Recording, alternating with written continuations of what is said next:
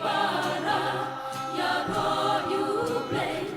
halagi jan bali iriam tuma kajat ka kong jong ni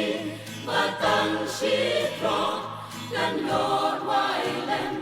isur yaro isur melong tenggur isur insan anda jelek dan ni lawan habat turaikan sawasyan utrai unsawan syam yang lagi jom ibril unten syayim maulatang ininoya pertei basa lembah cingrai jongkang dan wai sendam kating kasmi kajing silbatala di umat Manila jawab berkei anyat lorpar yaki hangtei ngin om syur serta kamasosi hangta kapok cinyao bacing pansu in om yoban lam trai krishu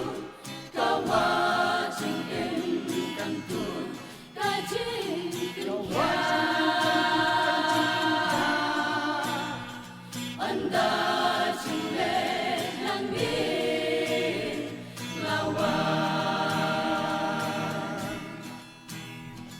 hado lang bin bacem jai jai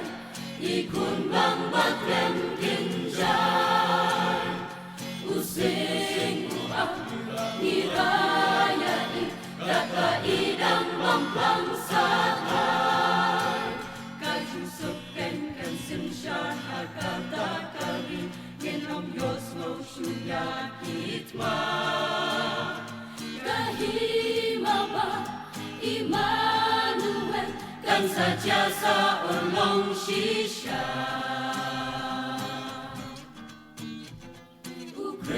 ukres ulong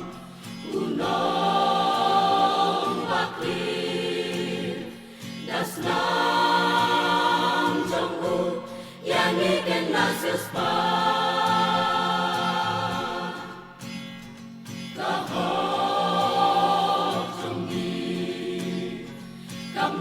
Kamlong ay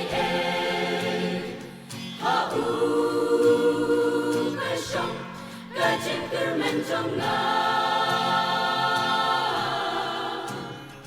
ngadon kajing kermen ban poy hangta ngadon kajing kermen ban poy hangta ngadon kajing kermen ngadon kajing kermen ngadon kajing kermen